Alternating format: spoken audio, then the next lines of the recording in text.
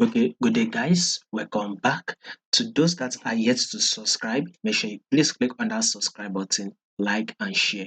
So let's take a look at AUD USD for the day. So yesterday, right, we talked about if in case the news on our CPI for today comes out well, if it comes out very well, right, we should expect AUD to USD actually drop. But if it does not comes out well, then there will be a bullish move on AUD USD. But guess what?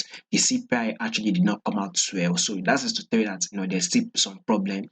So we would be expecting more drop on our USD. So as we will be expecting more drop on our USD, that is to tell you that any other peers you would be trading to USD should give us a bullish move. Like for instance, here on this AUD USD we are watching out for.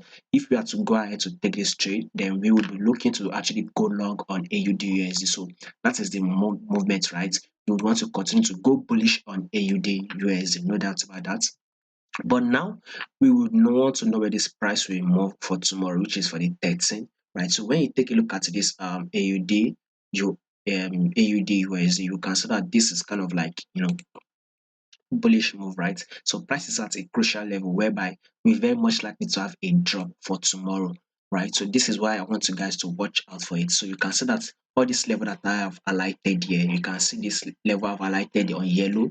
Our price have once gotten a reaction at this level. We also once price drop to this same level, then price actually bounce up, then price drop to this same level again before price actually reacted. So basically price has also given us a pullback at this level. So basically price is at this level, so we should be very very careful to actually go ahead and take your buy. Price very much likely to drop, and one of the reasons is that when you take a look at this DXY or USD index, you see that it is at a level of 101. So we expect it to actually drop a bit on DXY.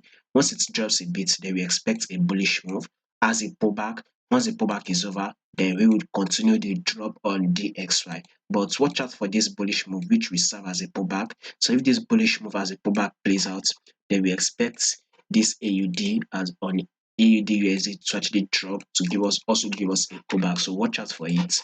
And when we take a look at this forward time frame, so let's see it actually push up a bit on this forward time frame, go bullish a bit, maybe 30 to 50 pips before AUD USD actually drop. So what I'll be watching out for on AUD USD is kind of like a drop which will serve as a pullback.